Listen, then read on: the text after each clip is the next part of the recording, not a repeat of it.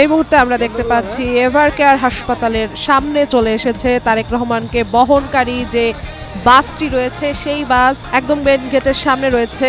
আমরা এই মুহূর্তে দেখতে পাচ্ছি তারেক রহমান এভারকেয়ার হাসপাতালের মধ্যে প্রবেশ করেছেন। এভারকেয়ার হাসপাতালের মধ্যে তারেক রহমান হাঁটছেন, যাচ্ছেন হাসপাতালের ভেতরে তার মা বেগম খালেদা জিয়াকে দেখতে।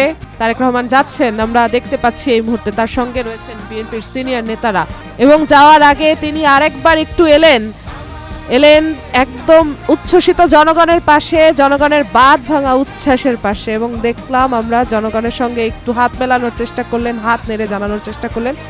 আবার তিনি এগিয়ে যাচ্ছেন তার মাকে দেখতে, হাসপাতালের দিকে যাচ্ছেন। মুহূর্তে তিনি এভারকেয়ার হাসপাতালে আছেন, তিনি হাসপাতালে তার মা যেখানে ভর্তি আছেন সেখানে যাচ্ছেন। আমরা দেখতে পাচ্ছি তারেক রহমান হাসপাতালের ভেতরে হাঁটছেন, আবেগতাড়িত হচ্ছেন, বারবার জনগণের সঙ্গে কথা বলার চেষ্টা করছেন। আমরা দেখছি তারেক রহমান ভেতরে ঢুকলেন, হাসপাতালের ভেতরে প্রবেশ করলেন তারেক রহমান।